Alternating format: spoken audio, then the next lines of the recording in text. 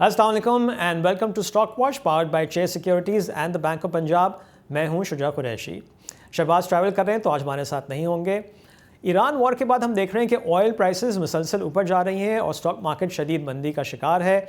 इससे पहले जब ऑयल प्राइसेस ऊपर गई थी माजी में, तो इसका इम्पैक्ट पाकिस्तान स्टॉक मार्केट पे और महंगाई पे क्या हुआ था, इस पर आज हम बात करेंगे। So stay tuned. इस हफ्ते की मार्केट का जायज़ा लें तो आगाज़ एक दफ़ा फिर पिछले हफ्ते की तरह शदीद मंदी से हुआ, क्योंकि ओवर द वीकेंड तेहरान की ऑयल रिफाइनरी पर हमला हुआ और जब मंडे को मार्केट्स ग्लोबल मार्केट्स खुली और ऑयल मार्केट खुली तो वहाँ पे हमने देखा कि ऑयल $120 अ बैरल तक चला गया। काफ़ी पैनिक नज़र आया। उसके बाद हमारी मार्केट खुली तो नीचे के लॉक्स नज़र आए, एक दफ़ा मार्केट हॉल्ट हुई और फिर जब ये खबर आई कि G7 कंट्रीज़ ये कंसिडर करेंगी कि अपने स्ट्रेटेजिक ऑयल रिजर्व्स को रिलीज़ करें, तो हमने देखा कि ऑयल भी नीचे आ गया वापस अराउंड $100 के पास और मार्केट में भी थोड़ी सी हमको रिकवरी नज़र आई। फिर मंडे को जैसा कि आपको मालूम है कि स्टेट बैंक की मॉनेटरी पॉलिसी थी, वहाँ पे खदशा था कि कहीं पॉलिसी रेट में इजाफा ना कर दिया जाए, लेकिन स्टेट बैंक ने पॉलिसी रेट को अनचेंज रखा 10.5% पे। फिर प्रेसिडेंट ट्रंप का भी ये स्टेटमेंट आया कि जंग जल्दी ख़त्म हो जाएगी, लिहाजा ट्यूसडे को जब मार्केट खुली तो हमने काफ़ी तेज़ी देखी और इस मतलब ऊपर की साइड पे मार्केट को होल्ड किया गया। और फिर हमने देखा कि मार्केट तकरीबन 10,000 पॉइंट्स ऊपर गई 156,000 तक और उसके बाद फिर जो 3 दिन थे वेंसडे, थर्सडे और फ्राइडे को मार्केट में काफ़ी वोलेटिलिटी नज़र आई। So in the end who took the week? Let's find out in bulls and bears powered by the Bank of Punjab.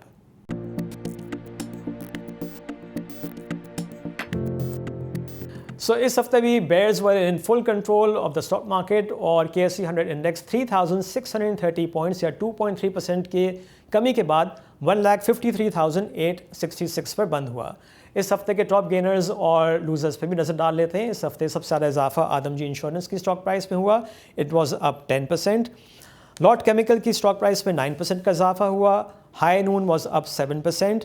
PGLC up 6.7% और यूसुफ वीविंग की स्टॉक प्राइस में इस हफ्ते 6.2% का इजाफा हुआ। टॉप लूजर्स पर नजर डालें तो इस हफ्ते सबसे ज़्यादा कमी साजगार इंजीनियरिंग की स्टॉक प्राइस में हुई, जो 13.6% नीचे रही। फौजी सीमेंट की स्टॉक प्राइस में 10.6% कमी हुई। Murree brewery was down 10.5%। Gandhara industries की स्टॉक प्राइस में 10.5% कमी हुई और DG Khan cement was down 9.3% this week. तो मार्केट में जो हमको ट्यूसडे को अच्छी रिकवरी नजर आई थी तकरीबन 10,000 पॉइंट्स की, वो सस्टेन क्यों नहीं कर सकी? What was the big story? Let's find out.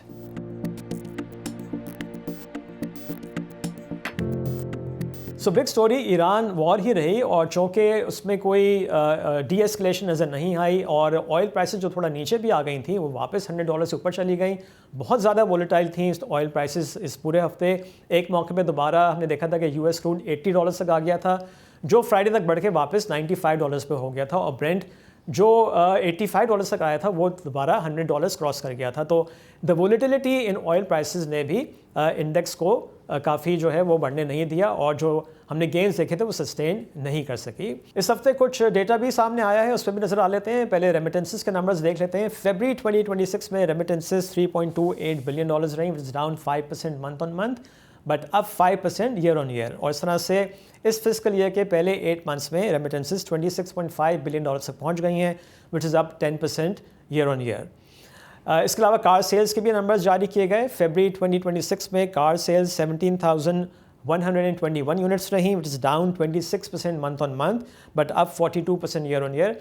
Now फरवरी में थोड़े से ऑफकोर्स दिन भी कम होते हैं और चूँकि जनवरी में जो बाइंग हुई होती है जो दिसंबर में रुकी हुई होती है तो उसका भी नंबर एक बहुत हाई आता है, तो इसलिए नंबर्स एज सच अलार्मिंग नहीं है। एक्सपेक्टेड था कि फरवरी में नंबर्स थोड़े से नीचे ही रहेंगे। और अगर हम इस फिस्कल ईयर के 8 मंथ्स के कार सेल्स के नंबर्स देखें तो वो 128,498 यूनिट्स तक पहुंच गई हैं, which is up 43% year on year. Atlas Honda के नंबर्स भी नज़र डाल लेते हैं। फरवरी 2026 में एटलस होंडा ने 136,000 यूनिट्स सेल किए, which is down 13% month on month basis पे but it is up 26% year on year. और इस तरह से अगर हम 8 मंथ्स के नंबर्स देखें एटलस होंडा की सेल्स के तो वो 1,084,038 यूनिट्स हैं, which is up 34% year on year. और अब हम चलते हैं अपने गेस्ट की तरफ। आज हमको ज्वाइन कर रहे हैं यूसुफ फारूक, जो डायरेक्टर रिसर्च हैं at Chase securities. Yusuf, welcome to the show. Thank you so much for inviting me. वालेकुम अस्सलाम। नाउ यूसुफ, आपने एक रिपोर्ट लिखी है जो ऑफ कोर्स इस वक्त हालात हैं पिछले 2 हफ्ते से जब से जंग शुरू हुई है, और उसमें आपने काफ़ी ऐसे क्वेश्चंस जो इन्वेस्टर्स के जहनों में हैं उनको एड्रेस किया है। तो एक एक करके हम आपकी इस रिपोर्ट को डिस्कस कर लेते हैं। सबसे पहले तो ऑफ कोर्स वी नो कि जब से जंग शुरू हुई है तो जो ऑयल प्राइस है वो बहुत बढ़ गई है और सबसे बड़ा कंसर्न यही है कि ये कितने अरसे तक एलिवेटेड रहेंगी, $100 अ बैरल से ऊपर क्या स्टिक कर जाएंगी, ये कितने अरसे के लिए, फिर इसका क्या इम्पैक्ट होगा हमारी महंगाई पे। बिकॉज हमने देखा है कि पिछले हफ्ते ही गवर्नमेंट ने एक ही गाँव में 55 रुपये फ़ी लीटर पेट्रोल और डीजल को बढ़ा दिया है। और जब हम ये प्रोग्राम रिकॉर्ड कर रहे हैं तो ऑफकोर्स नेक्स्ट डे एक्सपेक्टेड है कि वो एक और जो है वो ऐलान भी आ सकता है। सो अब लेट्स फर्स्ट डिस्कस कि जो गवर्नमेंट कर रही है कि जो ऑयल प्राइसेस बढ़ रही हैं उसका इम्पैक्ट पास ऑन कर रही है, वो सही कर रही है? देखिए, बिल्कुल 100% जो है वो गवर्नमेंट सही कर रही है। और इस तरह की सिचुएशंस में पाकिस्तान में खतरा यही होता है कि गवर्नमेंट जो है वो पास ऑन करने की जगह ये प्राइस बढ़ने का बोझ अपने ऊपर ले लेंगी। जब गवर्नमेंट्स अपने ऊपर ये बोझ ले लेती हैं तो गवर्नमेंट का फिस्कल डेफिसिट बढ़ जाता है, जो हमने रशिया यूक्रेन वॉर वाले टाइम पे पीटीआई की गवर्नमेंट में देखा था कि प्राइस बढ़ाने की जगह फॉर पॉलिटिकल गेन जो है वो प्राइस पास ऑन नहीं की थी और उसकी वजह से फिस्कल डेफिसिट नंबर्स बहुत बड़े आए थे। उन फिस्कल डेफिसिट नंबर्स की वजह से करंट अकाउंट के नंबर्स बहुत बड़े आए थे और उसके बाद जो है वो पाकिस्तान एक क्राइसिस के स्पाइरल में जाता रहा था। तो इस दफा जाहिर है ये एक बहुत अच्छा स्टेप है और आई थिंक एक्सपेक्टेशन लोगों की नहीं थी कि इतना जल्दी गवर्नमेंट एक्ट करेगी, but I think this is the right step for markets also, for Pakistan fiscal situation also. जो आईएमएफ प्रोग्राम चल रहा है उसको ऑन ट्रैक रखने के लिए भी ये बहुत जरूरी है। सही है, कंज्यूमर्स के ऊपर एक बोझ जाहिर आया है, लेकिन ये पैसे किसी को पे करने हैं और जाहिर है हम गरीब मुल्क हैं तो गवर्नमेंट अपने ऊपर नहीं ले सकती है ये। और अगर फर्ज करें गवर्नमेंट अपने ऊपर ये लेती तो फिर कहीं और टैक्सेस बढ़ाने पड़ते, जो अभी इस वक्त कोई मेजर मेरा ख्याल है बहुत जल्दी नहीं लिया जा सकता है। तो बहुत जरूरी था कि ये प्राइस पास ऑन हो जाए और अगर और प्राइस बढ़े तो और फौरन पास ऑन हो जाए और गवर्नमेंट के ऊपर बोझ ना पड़े। हाँ, आई थिंक यूसुफ ये चीज़ आम पाकिस्तानी को समझाने की ज़रूरत है कि जो हमने इससे पहले, जैसे आपने ख़ुद भी कहा कि जब ऐसे एपिसोड्स हुए हैं कि तेल बहुत तेज़ी से बढ़ा और गवर्नमेंट्स ने उस वक्त की ये कहा कि हम बोझ ले लेते हैं और पॉलिटिकल गेंस की वजह से हम पास ऑन नहीं करेंगे और लोग भी इसमें खुश होते हैं। लेकिन लोगों को ये समझाना है कि ये जो अगर इस वक्त हम तकलीफ़ उठा लें तो आगे बाद में जाके जो सारे फिस्कल डेफिसिट होता है और फिर हमको आईएमएफ प्रोग्राम की तरफ जाना पड़ता है, हमारा रुपया वीक हो जाता है, तो जो बाद में तकलीफ़ होती है वो ज़्यादा होती है रादर देन कि हम अभी ही सही फ़ैसला कर लें। जैसे कि आपने ख़ुद भी कहा कि ये ज़रूर पेनफुल होता है, कोई नहीं चाहता कि ये बढ़ें प्राइसेस और उनकी जेब पे उसका असर हो, लेकिन आई थिंक ये एक शॉर्ट टर्म के लिए है होपफुली। और फिर गवर्नमेंट ने ये कहा भी है कि जब प्राइसेस रिवर्स होंगी तो वो नीचे भी करेंगे, तो ये समझने की ज़रूरत है। अच्छा, नाउ देखिए एक और चीज भी इसके अंदर, एक और चीज भी मैं इसमें ऐड करता जाऊं। देखें, मार्केट्स को ना एक प्राइस सिग्नल की भी जरूरत होती है। अगर एक चीज महंगी हो गई और आप प्राइस नहीं बढ़ाते हैं तो प्राइस बढ़ने से जो डिमांड कॉन्ट्रैक्शन होती है वो नहीं आती है। तो बहुत जरूरी है कि एक चीज महंगी हो गई है थोड़ी, तो आप पूरा मुल्क थोड़ी थोड़ी कम इस्तेमाल करें और ख्याल से इस्तेमाल करें। अगर गवर्नमेंट वो प्राइस सिग्नल नहीं देती है तो फिर कंजम्पशन उसी तरह चलती रहती है और एक चीज मतलब महंगी हो गई, अब कम इस्तेमाल करनी चाहिए, उसकी जगह सब यूज करते जाते हैं। तो इसलिए भी बहुत जरूरी है कि वो प्राइस सिग्नल फौरन मिले। और जो साथ में ऑफ कोर्स गवर्नमेंट ने जो दूसरे फैसले भी किए हैं ताकि कंजम्पशन कम हो, work from home, online classes, वो भी अच्छे स्टेप्स हैं। आई थिंक थोड़ा सा लेट आए लेकिन वो अच्छे स्टेप्स हैं। अच्छा, नाउ लेट्स डिस्कस कि इससे पहले जो एपिसोड हुए थे जहाँ पे हमने देखा था कि ऑयल $100 बैरल से ऊपर चला गया था, आपने बड़ी अच्छी टेबल दिखाई है, हम भी अपनी स्क्रीन पे दिखाएंगे, तो एक एक करके वो डिस्कस कर लेते हैं कि उसका क्या इम्पैक्ट, वो कितने अर्से तक प्राइसेस $100 से ऊपर रहीं ऑयल की और उसका क्या इम्पैक्ट रहा पाकिस्तान स्टॉक एक्सचेंज पे और इन्फ्लेशन पे। अलग अलग इंस्टेंसेस में अलग अलग टाइम पीरियड्स के लिए जो है वो ऑयल प्राइसेस बढ़ी हैं। जैसे 2008 में कोई 7 महीने के लिए बढ़ी थी, अरब स्प्रिंग वाले टाइम पे 4 महीने के लिए बढ़ी थी, रशिया यूक्रेन वाले टाइम पे 4 महीने के लिए बहुत ज्यादा प्राइसेस बढ़ी थी, वहाँ पे प्राइसेस थोड़ी रिवर्स हो गई थी। लेकिन मार्केट परफॉर्मेंस का बहुत ज्यादा ताल्लुक उस वक्त दूसरी चीजें क्या चल रही थी उसके साथ भी बहुत ज्यादा था। अगर 2008 वाले पीरियड में हम देखें तो पाकिस्तान एक क्राइसिस से गुजर रहा था और जो स्टार्टिंग वैल्यूएशंस का पॉइंट वो था वो बहुत ऊपर था। ऑन दी अदर हैंड जब यही चीज 2011-12 में हुई थी तो फिर उस वक्त पाकिस्तान की वैल्यूएशंस बहुत सस्ती थी, तो उस वक्त मार्केट के ऊपर इतना इम्पैक्ट नहीं पड़ा था। और इसी तरीके से जब हमने 2011 से 2014 में भी देखा कि ऑयल प्राइस बढ़ गई थी, लेकिन क्योंकि the economy was doing well, क्योंकि वैल्यूएशंस वर लो, तो इतना ज्यादा इम्पैक्ट मार्केट के ऊपर नहीं पड़ा था और मार्केट उल्टा रैली करती रही थी इवन दो ऑयल प्राइसेस ऊपर थी। तो सिर्फ ऑयल प्राइसेस एक फैक्टर नहीं है जिसकी वजह से जो है वो मार्केट्स इम्पैक्ट होती हैं, तो और भी बहुत सारी दूसरी चीजें हो रही होती हैं। हमने, अगर आपको हमारी स्ट्रैटेजी रिपोर्ट भी याद हो तो हम यही कह रहे थे कि अब जब जिस वक्त हम जनवरी में बैठे हुए थे तो वैल्यूएशंस 9 टाइम्स अर्निंग्स के आसपास आ गई थी। जब वैल्यूएशंस 9 टाइम्स अर्निंग्स के पास आ जाती हैं तो उसके बाद अगले 3 साल में रिटर्न की प्रोबेबिलिटी उतनी क्लियर नहीं होती जितनी 7-8 टाइम्स पे या 6 टाइम्स अर्निंग्स पे होती है। तो आई थिंक एक बहुत अच्छी अपॉर्चुनिटी मार्केट में मिल गई है कि the markets back at 7 times earnings और वैल्यूएशंस वापस ऐसे लेवल के ऊपर आ गई हैं कि यहां से अगर 3 साल की बेट ली जाए तो the chances of making a good return are higher now. Yes, थोड़ा सा अब लॉन्ग टर्म व्यू देखना पड़ेगा बिकॉज किसी को नहीं पता, सबको जाहिर है कि ये होप है। और दूसरा शुजा देखें, इसका बिल्कुल भी ये मतलब नहीं है कि हम ये कह रहे हैं कि प्राइसेस यहाँ से नीचे नहीं जा सकती। मतलब अगर आपको कोविड याद हो तो कोविड में बाजार जो है वो 4.75 टाइम्स ट्रेलिंग अर्निंग्स हो गई थी और उसके बाद अर्निंग्स भी खराब हो गई थी जी। तो इसका मतलब ये बिल्कुल नहीं है कि बाजार 9 टाइम्स अर्निंग्स से 6.75 टाइम्स या 7 टाइम्स अर्निंग्स हो गई है तो नीचे नहीं जा सकती। अगर हालात मजीद खराब होते रहते हैं तो बाजार की डायरेक्शन कुछ भी हो सकती है। हम जनरली शॉर्ट टर्म बाजार फोरकास्ट करने की कोशिश कर नहीं रहे होते हैं क्योंकि कोई फायदा नहीं होता है। मतलब it's almost impossible to do it. लेकिन ये है कि जब एक दफा आप 9 टाइम्स अर्निंग से 6.75 टाइम्स अर्निंग से 7 टाइम्स अर्निंग्स पे हो गए तो आपका लॉन्ग टर्म रिटर्न बनाने का चांस मजीद बढ़ गया है। मतलब आपका लॉन्ग टर्म रिटर्न जो 9 टाइम्स अर्निंग्स पे होता है उससे अब ज्यादा होगा at quarter to 7 times earnings या 7 टाइम्स अर्निंग्स। ठीक है। अच्छा, अब यूसुफ, ये जो इम्पैक्ट होगा हायर ऑयल प्राइसेस अगर यहाँ से लेट्स से कि 1 महीना या उससे ज़्यादा स्टिक करती हैं तो इन्फ्लेशन पे इसका क्या इम्पैक्ट होगा, महंगाई पे क्या असर होगा? देखिए, माजी में अगर हम देखें तो अभी हम जिस लेवल पे हैं यहाँ से हम 11-12% के पास जा सकते हैं और उसके बाद अगर फर्ज करें प्राइसेस वापस नीचे आती हैं तो हम वापस नीचे भी आ सकते हैं फौरन। तो देखें इन्फ्लेशन तो इससे अब जाहिर है अब मार्केट का एक व्यू बनता जा रहा है कि इंटरेस्ट रेट कट्स तो अब कुछ टाइम के लिए, जब तक ये इशू कंप्लीटली रिजॉल्व नहीं हो जाता उस वक्त तक काफी मुश्किल होगा इंटरेस्ट रेट्स को काटना।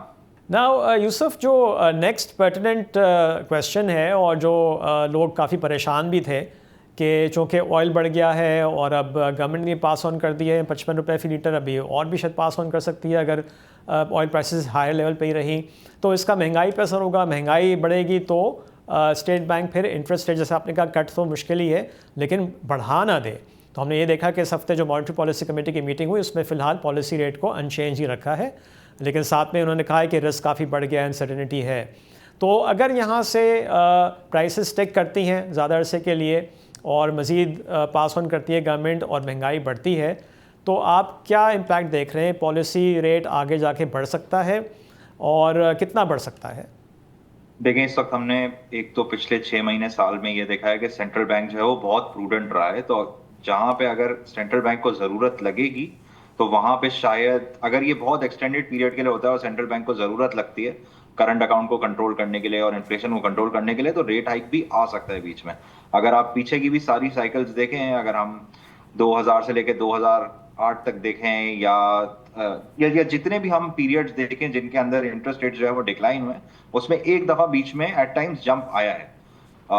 तो अगर जरूरत पड़ेगी तो सेंट्रल बैंक, इस वक्त हमें लग यही रहा है कि सेंट्रल बैंक और फाइनेंस मिनिस्ट्री दोनों बहुत प्रूडेंट स्टेप्स ले रहे हैं और अगर जरूरत पड़ेगी तो ये स्टेप ले लिया जाएगा।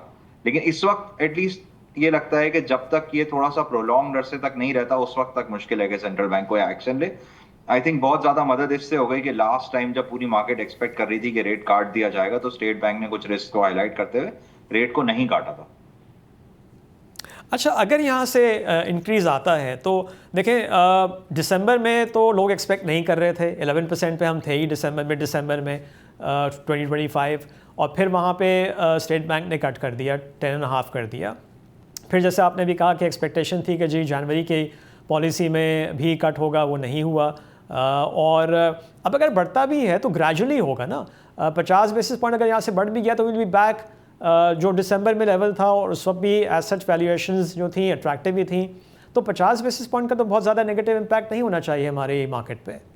लेकिन हमारी मार्केट ने कुछ हद तक बिल्डिंग किया है कि एक रेट हाइक का आगे जाके जो है वो चांस है, या एटलीस्ट रेट कटने का चांस खत्म हो गया है। तो मार्केट ने ये तो काफी हद तक हमारा ख्याल है कि बिल्ड इन कर लिया है। और इस वक्त देखें कोई क्राइसिस सिचुएशन नहीं है। इससे पहले जब आपने बड़े हाइक्स देखे इंटरेस्ट रेट्स में, तो उस वक्त monthly current account deficit $1 billion का होता था। इस वक्त हम जो है वो करंट अकाउंट जो है हमारा काफी बैलेंस सिचुएशन में, इवन दो ऑयल प्राइस बढ़ने से आगे जाके ऐसा हो सकता है कि करंट अकाउंट की सिचुएशन खराब हो, लेकिन ये जो प्राइसेस को पास ऑन करना है ये इसको कुछ हद तक कुशन करेगा, क्योंकि कुछ कंजम्पशन गिरेगी, कुछ दूसरे प्रोडक्ट्स में डिमांड गिरेगी। तो हमें लगता है कि कुछ कुशनिंग तो जो है वो इस पास ऑन होने से मिलेगी। और अगर फर्ज करें कोई हाइक होगा भी तो सिंबॉलिक होगा, या बहुत आहिस्ता आहिस्ता होगा। इस वक्त आई डोंट थिंक एक कोई कोई बहुत बड़ा हाइक एक्सपेक्ट करना चाहिए। क्योंकि यूसुफ इन्वेस्टर इसलिए भी परेशान है कि चलें अगर यहाँ से लेट्स सपोज, जैसे मैंने पूछा आपसे कि अगर 50 बेसिस पॉइंट बढ़ता है तो इससे तो वैल्यूएशंस और अर्निंग्स पे बहुत ज़्यादा नेगेटिव इम्पैक्ट नहीं होगा। हाँ, ये ज़रूर है कि थोड़ी सी, चूँकि अगर ऑयल प्राइसेस हाई रहती हैं और जो पास ऑन हो रहा है तो कॉस्ट ऑफ डूइंग बिजनेस बढ़ जाएगा थोड़ा सा, लेकिन बहुत ज़्यादा वैल्यूएशंस जो हैं या अर्निंग्स नेगेटिवली इम्पैक्ट नहीं होंगी। देखिए Shuja, I think focus overall इसी पे करना चाहिए कि 2001 में बाजार 1500 पॉइंट थी, आज 1.5 लाख पॉइंट है। ये छोटी छोटी मूवमेंट्स बीच में होती रहेंगी। बाजार में बहुत जरूरी होता है बैठे रहना और इन्वेस्टेड रहना और लंबे टाइम स्केल को देखना, और अपनी रिस्क एपेटाइट के हिसाब से इन्वेस्ट करना। जाहिर है जो किसी ने अगर अपनी रिस्क एपेटाइट से ज्यादा इन्वेस्ट किया हुआ है तो उसको बहुत ज्यादा पैनिक है, लेकिन जो लोग कैश पे काम करते हैं और लॉन्ग टर्म इन्वेस्टिंग करते हैं तो I think there Fairlie relax. बाजार पिछले 2.5-3 साल में ही हमने देखा कि 40,000 से यहाँ पे आ गई है। तो this is a small correction, and ये भी ये टाइम निकल जाएगा। ये 5 साल के बाद एक ब्लिप लग रहा होगा। बट हाँ, ये समझना जरूरी है कि ये एक परेशान कुन सिचुएशन है मुल्क के लिए कि तेल बहुत बढ़ गया है, बट वैल्यूएशंस ने भी अपने आप को एडजस्ट कर लिया है उसके लिए, मेरा ख्याल है। अच्छा, अब आपने एक पॉजिटिव एंगल भी इसमें डिस्कस किया अपनी रिपोर्ट में, तो ज़रा उस पर बताइए कि इस क्राइसिस में क्या पॉजिटिव देखें इन्वेस्टर्स, क्या अपॉर्चुनिटी देखें? देखें मार्केट सारे नीचे आ गए तो बहुत सारी अपॉर्चुनिटीज खुल गई हैं। बहुत सारे सेक्टर्स हैं जो मतलब रीरेट होके ऊपर चले गए थे। आप जैसे अगर आप सीमेंट्स में देखेंगे तो आपको नजर आएगा कि मिड 50s में ईवी पर टन जो है वो ट्रेड कर रहा था। अब आप देखेंगे कि इस करेक्शन के बाद वो मिड 30s में आ गया। अब एक नया प्लांट $80 का लगता है और हमें लगता है कोल बढ़ने से 2 क्वार्टर खराब हो जाएंगे। तो 2 क्वार्टर खराब होने की वजह से स्टॉक कंपनी की वैल्यूएशन जो है वो 30-40% से नहीं गिरनी चाहिए थी। तो ये हो गया कि बहुत सारी जगहों पे बहुत सारी चीजें जो है वो अब सस्ती मिलना शुरू हो गई हैं। आपको बहुत सारी जगहों पे वैल्यूएशन जो थोड़ा लग रहा था कि स्ट्रेच हो गई हैं या आप स्टॉक ढूंढना मुश्किल हो गया है, तो आपको अब हर जगह नजर आएगा कि आपको क्या अब हर जगह अपॉर्चुनिटीज मिल रही हैं। तो सीमेंट्स हो गया, बैंक्स में अब जाहिर है अब रेट कट का जो है वो चांस अगर कम हो गया है तो बैंक्स में अब अर्निंग्स डिक्लाइन के चांसेस कम हो गए हैं। तो सीमेंट्स में भी अपॉर्चुनिटी है, बैंक्स में भी अपॉर्चुनिटीज हैं, ऑटोज में भी और ऑटो पार्ट्स में भी अपॉर्चुनिटीज हैं। ऑयल एंड गैस कंपनीज जो है वो बहुत ज्यादा करेक्ट हो गई हैं, वहां पे भी अर्निंग्स में सपोर्ट रहेगी। तो आप ओवरऑल देखेंगे कि मार्केट में अब बहुत सारी अपॉर्चुनिटीज खुलना शुरू हो गई हैं, और जैसे कि ये सेटल होगा तो मार्केट मोस्ट लाइकली स्प्रिंग की तरह वापस आ सकेगी। ओके, अच्छा, आपने पोर्टफोलियो स्ट्रैटेजी पे भी बात की है, तो क्या स्ट्रैटेजी होनी चाहिए पोर्टफोलियो की? देखें पोर्टफोलियो की स्ट्रैटेजी अगर ओवरऑल देखें तो वही होनी चाहिए जो हम लास्ट स्ट्रैटेजी में रेकमेंड कर रहे थे कि लेफ्ट टेल इवेंट्स हो जाते हैं, और उन लेफ्ट टेल इवेंट्स के लिए एक तो सबसे पहले एक पोर्शन जो है वो फिक्स्ड इनकम का रखें। दूसरा, अपने आप को डाइवर्सिफाइड रखें और सिंगल आउटकम के ऊपर बेस करके पोर्टफोलियो ना बनाए कि भाई ये आज जंग खत्म हो जाएगी या जंग इतने अरसे तक चलेगी। एक सिंगल आउटकम पे बेस करके पोर्टफोलियो ना बनाए, जिसका मतलब ये है कि एक मिक्स बनाए जिसके अंदर बहुत सारे सेक्टर्स हों, एक फिक्स्ड इनकम का पोर्शन हो, और उस तरीके से लेके अपने आप को चलें और सिंगल आउटकम के ऊपर बेट ना करें। देखिए लोग दो तरीके से जो है वो इसको प्ले करते हैं। देखें कुछ लोग इस तरीके से प्ले करने की कोशिश करेंगे कि स्टॉक सस्ते हो गए और अभी ले लेने चाहिए, सही है, एंड ना लेना इज ऑल्सो अ रिस्क कि अगर फिर आगे इस प्राइस पे नहीं मिले तो दैट्स ऑल्सो अ रिस्क। तो अगर आज की वैल्यूएशन रीजनेबल लग रही है तो उस प्राइस के ऊपर खरीद लें। दूसरा तरीका जिस तरीके से लोग सोचते हैं वो ये है कि अभी कुछ भी नहीं करते और जैसे ही प्रॉब्लम सॉल्व होगा तो उस वक्त जो है वो भले एट अ हायर प्राइस जो है वो उस वक्त स्टॉक्स खरीद लेंगे। Both these strategies are reasonable. जहां पे बड़ी पोजीशंस लेनी होती हैं लोगों को, या कोई फैमिली ऑफिस है जिसको कोई काफी बड़ी पोजीशन किसी चीज में करनी हो, तो वो फिर आपको इसी तरह की सिचुएशन में स्टॉक्स खरीदने पड़ते हैं और इसी तरह की सिचुएशन में आपको क्वांटिटी मिलती है। अगर आपको ये वीडियो पसंद आ रही है तो अभी सब्सक्राइब करें। Okay Yusuf, thank you very much. और अब नजर आते हैं अगले हफ्ते के इंपॉर्टेंट इवेंट्स पे। मंडे को एबट लैब्स की बोर्ड मीटिंग है फुल ईयर के रिजल्ट्स के लिए। पार्क इलेक्ट्रॉन की भी फुल ईयर के रिजल्ट्स जारी किए जाएंगे। इसके अलावा टी बिल्स का ऑक्शन भी है। ट्यूसडे को अलगाजी ट्रैक्टर्स की बोर्ड मीटिंग है फुल ईयर के रिजल्ट्स के लिए। वेंसडे को PABC सर्विस इंडस्ट्रीज़ और SGF की बोर्ड मीटिंग है और इन सब के फुल ईयर के रिजल्ट्स एक्सपेक्टेड हैं। थर्सडे को AGP का फुल ईयर के रिजल्ट्स के लिए बोर्ड मीटिंग है और फॉरेक्स डेटा भी आएगा। और फ्राइडे को एज़ यूजुअल SPI के नंबर्स जारी किए जाएंगे। ना अगले हफ्ते भी काफ़ी कंपनीज एक्स डिविडेंड ट्रेड होना शुरू हो जाएंगी, तो उन पर भी नज़र डाल लेते हैं। मंडे को एंग्रो फर्टिलाइज़र एक्स हो जाएगा, 4 रुपये का डिविडेंड है। इसके अलावा बैंक अल्फला 3 रुपये का डिविडेंड है, ये भी मंडे को एक्स ही खुलेगा। इसके अलावा मीज़ान बैंक 7 रुपीज़ का डिविडेंड है, ये भी मंडे को एक्स डिविडेंड ट्रेड होना शुरू हो जाएगा। इसके अलावा स्टैंडर्ड चार्टर्ड बैंक 3 रुपये का डिविडेंड है, ये 17 मार्च को एक्स डिविडेंड होगा। नेशनल बैंक 35 रुपीज़ का डिविडेंड है, ये भी 17 मार्च को एक्स होगा। हबीब मेट्रो बैंक 4.5 रुपये का डिविडेंड है, ये भी 17 मार्च को एक्स होगा। और MCB 9 रुपीज़ का डिविडेंड है, ये भी 17 मार्च को एक्स हो जाएगा। इसके अलावा एलाइड बैंक 4 रुपये डिविडेंड है, ये भी 17 मार्च को एक्स होगा। UBL 8 रुपीज़ डिविडेंड है, ये 19 मार्च को एक्स हो जाएगा। बैंक ऑफ पंजाब 1.5 रुपये का डिविडेंड है, ये 19 मार्च को एक्स होगा।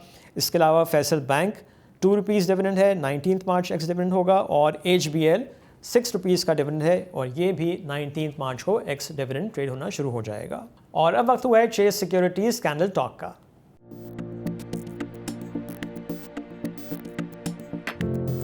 कैंडल टॉक में हमको शर्जील अहमद ज्वाइन कर रहे हैं जो टेक्निकल एनालिस्ट हैं at Chase securities. Sharjeel, welcome to the show. Thank you, Shreya, for having me. Now Sharjeel, last week आपने कहा था कि अगर इंडेक्स 1,60,000 से नीचे क्लोज हो रहा है तो ये ऑफ कोर्स थोड़ा अच्छा नहीं है साइन। हमने पिछले हफ्ते भी 160 से नीचे क्लोजिंग देखी थी और इस हफ्ते भी 153,800 के पास क्लोजिंग हुई है। तो अब इंडेक्स के लेवल्स हमको क्या दिखा रहे हैं, चार्ट्स क्या दिखा रहे हैं हमें? बिल्कुल, आई थिंक इस हफ्ते की शुरुआत अगेन नेगेटिव नोट पे हुई, जहां पे मार्केट ने इनिशियल सेशन में मंडे को मार्केट ने ऑलमोस्ट 10,000 पॉइंट्स की डाउनसाइड के साथ जो है वो वीक की शुरुआत करी और उसके बाद हमने उसके फॉलोअप में सेकंड सेशन में रिकवरी देखी। अब अगर हम ओवरऑल चार्ट्स को देखें तो as we have been discussing कि मार्केट अपने एक 5 वेव बुलिश स्ट्रक्चर को कंप्लीट करने के बाद अपनी एक करेक्टिव वेव में एंटर हुई है, जिसकी पोटेंशियली मार्केट अपनी ए वेव के अंदर है। ए वेव के बाद एक बी वेव बनती है जो कि एक रिकवरी वेव होती है, उसके बाद फिर हम सी वेव में मार्केट को मजीद वापस नीचे आता हुआ देखते हैं। तो आई थिंक अब क्योंकि मार्केट अपनी कहीं ना कहीं ए वेव का एक लो डिफाइन कर सकती है, उस सूरत में हम काफी मेजर सपोर्ट लेवल्स को देखते हुए आ रहे थे लास्ट वीक से, जिसमें एक सपोर्ट लेवल आपको याद होगा 173,000 के करीब था, जो कि मार्केट के एक मल्टी और राइजिंग वेज का टॉप था। जब वो ब्रेक हुआ तो वही बहुत सिग्निफिकेंट लेवल था। उसके बाद अगला लेवल 160,000 के करीब का था, जो हमने अगेन उसके अगले हफ्ते में ही ब्रेक होता हुआ देखा था। तो लास्ट वीक हम यही डिस्कस कर रहे थे कि 160,000 जो कि काफी मेजर सपोर्ट थी मार्केट की, अब वो ब्रेक हो गई है। तो टुवर्ड्स दी अपसाइड इसको ब्रेक करना टुवर्ड्स दी अपसाइड मार्केट के लिए जो है वो काफी इंपॉर्टेंट रहेगा। अगर मार्केट इसको ब्रेक करती है towards the upside and sustain करती है तो हम मार्केट में फर्दर रिकवरी का व्यू बना सकते हैं, वरना तो मार्केट एक रेंज में ही रह सकती है या थोड़ी स्ट्रगल करती हुई नजर आ सकती है। तो हमने ये देखा कि मार्केट ने 160 161 के करीब रेजिस्टेंस ली और उसके बाद मार्केट ने जो है वो अपना एक लो डिफाइन करा शार्प नियर 144,000 के लेवल्स ऑन मंडे। वहां से वो एक अगेन एक बहुत इंपॉर्टेंट सपोर्ट है। अगर आप देखें तो ये पर्पल ट्रेंड लाइन से हमने रिप्रेजेंट करी हुई है यहाँ पे। उसके बाद हम ये देख रहे थे मार्केट में कि मार्केट का एक मल्टी ईयर सपोर्ट लेवल है, जो कि इसका एक असेंडिंग चैनल था, असेंडिंग वेज था, उसके पैरेलल एक लाइन रन कर रही है, जिसका एक कनेक्टिंग पॉइंट जो है वो जो मई के मंथ में लो लगा था ऑलमोस्ट 102,000 के लेवल्स की करीब एक पैरेलल चैनल बन रहा है, जिसका एक कनेक्टिंग पॉइंट वो है और फिर जो दूसरा पॉइंट है वो 144,000 के लेवल्स के करीब आ सकता है। तो ये एक पोटेंशियली मार्केट की अगली मेजर सपोर्ट हो सकती है। तो हमने देखा कि मार्केट ने मंडे को ऑलमोस्ट 144-145 की रेंज के दरमियान ही बॉटम डिफाइन करा, उसके बाद फिर हमने रिकवरी देखी। अब गोइंग फॉरवर्ड मार्केट में अगेन व्यू यही रहेगा कि मार्केट की, क्योंकि इस हफ्ते की क्लोजिंग वाज अराउंड 154,000 के लेवल्स ऑलमोस्ट, तो towards the upside market struggle करती हुई नजर आ सकती है, still near 160,000। Towards the downside however market की जो एक इनिशियल सपोर्ट है, ये जो गैप फिलिंग लेवल है, दैट्स अराउंड 150,000। तो वो एक इनिशियल लेवल रहेगा जहां पे मार्केट सपोर्ट ले सकती है। अगर वो लेवल्स ब्रीच होते हैं और एग्रेशन नजर आता है अगेंस्ट सेलर्स की जानिब से, तो 144,000 अगेन जो इस वीक का लो था, उसी के करीब हम मार्केट को जो है वो अपने चैनल बॉटम को वापस से टेस्ट करता हुआ देख सकते हैं और एक लो डिफाइन करता हुआ देख सकते हैं। तो इन दो सपोर्ट्स के करीब मार्केट में व्यू यही है कि बाय ऑन डिप का स्टैंस रखना चाहिए, सपोर्ट्स के करीब जो है वो एक्यूमुलेट करना चाहिए टुवर्ड्स दी अपसाइड। 160,000 फिलहाल जब तक ब्रेक नहीं होता तब तक हम मार्केट में इसी तरह का चॉपी बिहेवियर या एक रेंज बाउंड एक्टिविटी विटनेस करेंगे। ओके अच्छा शर्जील, अगर 160 ब्रेक होके 160 से ऊपर क्लोजिंग आ जाती है तो फिर मार्केट किस तरफ मूव करेगी?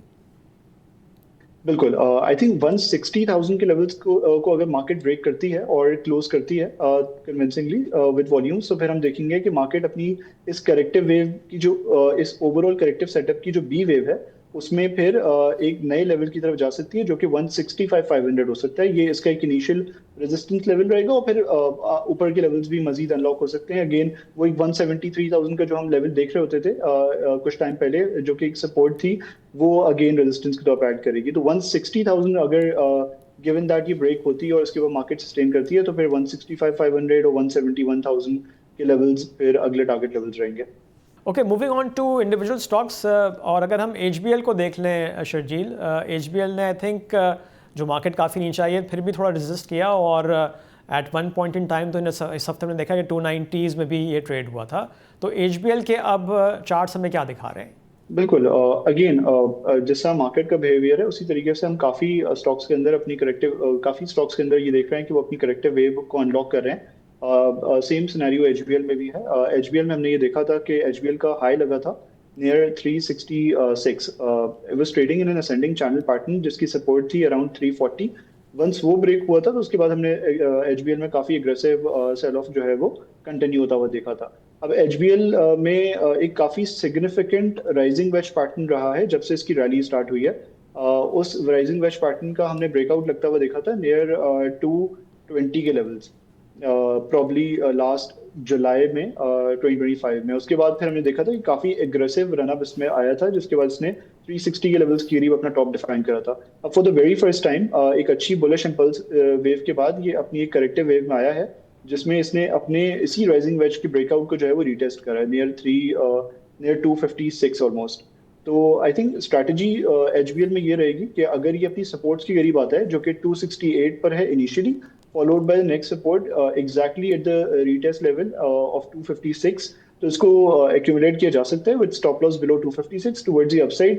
हमारा ये व्यू है कि जो इसकी लास्ट वीक की रेजिस्टेंस ये जो हाई था near 290, this would act as initial resistance for the time being. अगर ये लेवल्स ब्रेक होते हैं तो फिर हम गैप फिलिंग होती हुई देख सकते हैं इसके अंदर जो होगी ऑलमोस्ट 305 के लेवल्स के करीब। Okay, now moving on to agro fertiliser, ये मंडे को जब मार्केट खुलेगी तो एक्स डिविडेंड भी हो जाएगा। तो इसमें हमने देखा था अच्छी सपोर्ट नज़र आई थी अराउंड 194 195। तो इसके चार्ट्स हमें क्या दिखा रहे हैं? कोई अच्छी कैंडल्स बन रही हैं? बिल्कुल, आई थिंक इफेड ने इस हफ्ते वैसे तो क्लोज करा है नियर 207.63।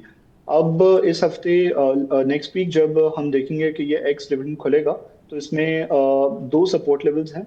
अगेन इसका भी एक मल्टी ईयर सपोर्ट लेवल है जो आएगा 185 के लेवल्स की करीब, और एक इनिशियल सपोर्ट देखेंगे हम इसके अंदर नियर 195। तो ये दो ऐसे सपोर्ट लेवल्स हैं जहां पे हम इसको एक्यूमुलेशन के पर्सपेक्टिव से टारगेट कर सकते हैं। ये अच्छे सपोर्ट लेवल्स हैं। अगेन ये इसने भी अपनी एक 5 वेव स्ट्रक्चर में तेजी को कंप्लीट करने के बाद अपनी करेक्टिव वेव में है ये। तो इसमें बहुत एग्रेसिव तेजी का तो व्यू नहीं है, बट हाँ कोई भी डिप आता है near the support levels of 185 ideally speaking, initially speaking 195, तो वो एक एक्यूमुलेशन अपॉर्चुनिटी हो सकती है जिसमें हम ये बेट ले सकते हैं कि ये अपनी इस करेक्टिव सेटअप की रिकवरी वेव में एंटर हो सकता है। और उस सूरत में जो इसके इनिशियल टारगेट लेवल्स रहेंगे वो इनिशियली 220 के रहेंगे, जो कि हम देख रहे हैं कि it has been consolidating below this level quite beautifully. अगर ये levels going forward aggressively break होते हैं तो फिर हम गैप फिलिंग होती हुई देखेंगे और इसको 232 के लेवल्स अप्रोच करते हुए देख सकते हैं। Okay, last stock for the day is PSO में हमने काफ़ी मंदी देखी है और ऑफ कोर्स इसने लो बनाया अराउंड 345 350, वहाँ पे थोड़ी सी हमको सपोर्ट नज़र आ रही है। तो अब पीएसओ के जो टेक्निकल्स हैं वो हमको क्या दिखा रहे हैं?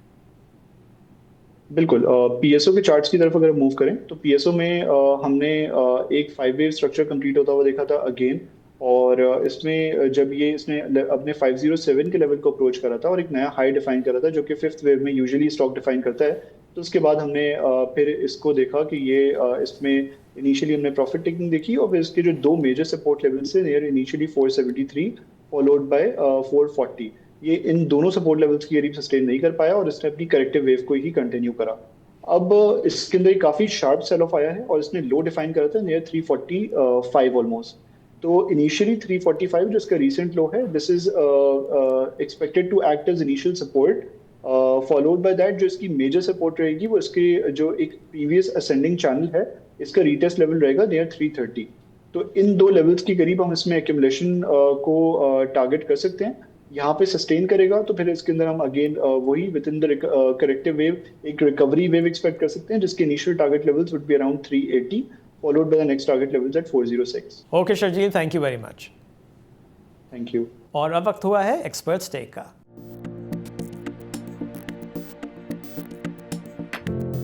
देखिए, जंग की सूरत हाल में हम देख रहे हैं कि चीज़ें बड़ी तेज़ी से इवॉल्व हो रही हैं और हम जब रिकॉर्डिंग कर रहे हैं और जब तक ये वीडियो आप देखेंगे हो सकता है कि कोई नई डेवलपमेंट्स हो चुकी हों और होपफुली दुआ ये है कि अच्छी डेवलपमेंट्स हों और डी एस्केलेशन हो और जंग ख़त्म हो।